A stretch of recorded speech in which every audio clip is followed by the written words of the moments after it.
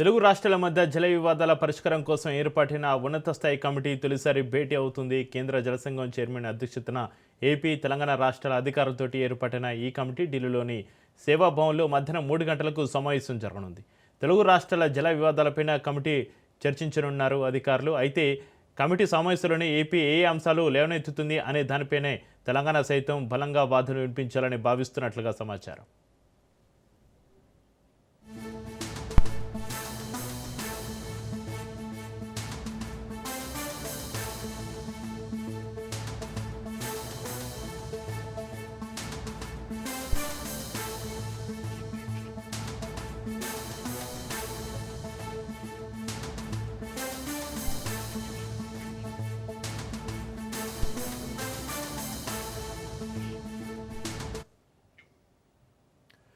తెలుగు రాష్ట్రాల మధ్య జల వివాదాల పరిష్కారం కోసం ఏర్పాటైన ఉన్నత స్థాయి కమిటీ తొలిసారి భేటీ అవుతుంది. కేంద్ర జలసంఘం చైర్మన్ అధ్యక్షతన ఏపీ, తెలంగాణ రాష్ట్రాల అధికారులతోటి ఏర్పాటైన ఈ కమిటీ ఢిల్లీలోని సేవాభవన్లో మధ్యాహ్నం 3 గంటలకు సమావేశం జరగనుంది.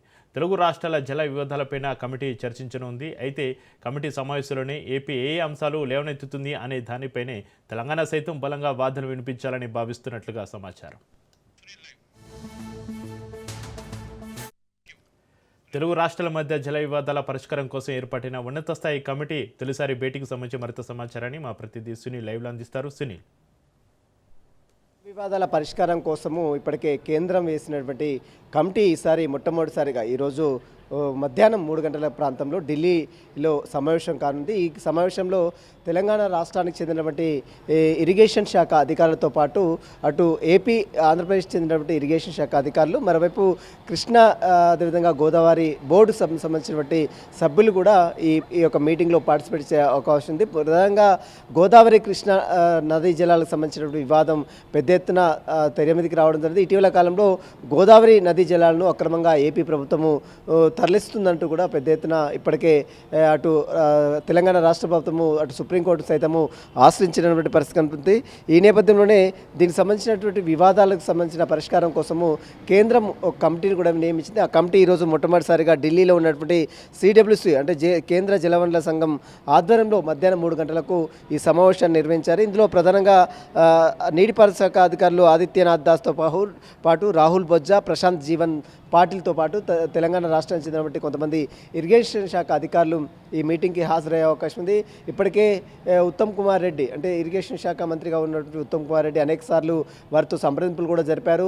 ఇప్పటికే గోదావరి నదీ జలాలు తరలింపు, బంకచెర్ల ప్రాజెక్టు సంబంధించిన అంశాలు వీటన్నిటిపై కూడా ఇప్పటికే దేశ సర్వోన్నత న్యాయస్థానం సుప్రీంకోర్టుని గతం ఆశించాలని రాష్ట్ర ప్రభుత్వం కూడా భావిస్తుంది. కాబట్టి వాటికి సంబంధించినటువంటి అంశాలు మరి కృష్ణా రిజర్వర్ బోర్డు సంబంధించినటువంటి అంటే వాటికి సంబంధించిన విషయాలపై కూడా ఏ విధంగా ఈ యొక్క కేంద్ర కమిటీలో చర్చిస్తారనేది కూడా మధ్యాహ్నం తర్వాత క్లారిటీ కూడా వచ్చే అవకాశం. ప్రధానంగా తెలంగాణ రాష్ట్రానికి రావాల్సినటువంటి వాటా ఏదైతే కృష్ణా జలాల విషయంలో కావచ్చు, గోదావరి నదీ జలాల విషయంలో కావచ్చు, వాటికి సంబంధించిన వాటాలకు సంబంధించిన అంశాలపై కూడా ఈ మీటింగ్లో చర్చించే అవకాశం ఉంది.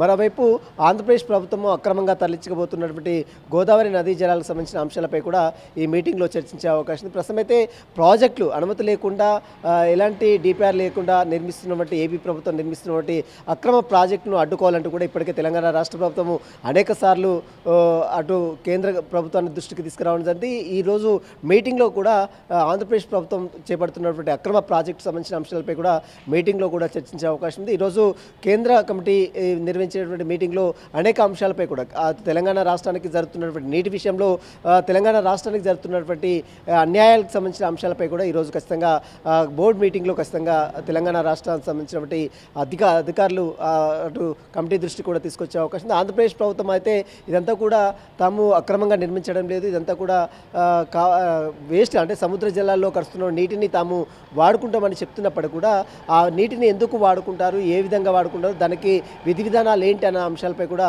ఈ మీటింగ్లో చర్చించే అవకాశం ఉంది. తెలంగాణ రాష్ట్రానికి కృష్ణా నదీ జలాలకు సంబంధించిన అంశాలు, గోదావరి నదీ జలాలకు సంబంధించిన అంశాల్లో తెలంగాణ రాష్ట్రానికి రావాల్సినటువంటి వాటా సక్రమంగా వచ్చే విధంగా చూడాలి. అదేవిధంగా ఏపీ ప్రభుత్వం చేపడుతున్నటువంటి అక్రమ ప్రాజెక్టులు నిలిపివేయాలి. వీటన్నిటికి సంబంధించిన అంశాలపై కూడా తెలంగాణ రాష్ట్రానికి చెందినటువంటి ప్రతినిధులు ఈ మీటింగ్లో చర్చించి కీలక నిర్ణయం కూడా తీసుకునే అవకాశం. మరి చూడాలి, ఈ మీటింగ్ మొట్టమొదటిసారిగా ఈ మీటింగ్ కండక్ట్ చేస్తున్నారు కాబట్టి ఈ మీటింగ్లో తెలంగాణ వాదుల వాటా సంబంధించినటువంటి అధికారులకు సంబంధించినటువంటి విషయాలు, అదేవిధంగా ఆంధ్రప్రదేశ్ చెందినటువంటి విషయాలు కూడా పరిలోకి తీసుకున్న తర్వాత కేంద్రం దీనికి సంబంధించిన విషయంలో ఎలాంటి ముందుకు వేస్తుంది అనేది కూడా చూడాల్సింది చెప్పవచ్చు. Right, thank you Sunil.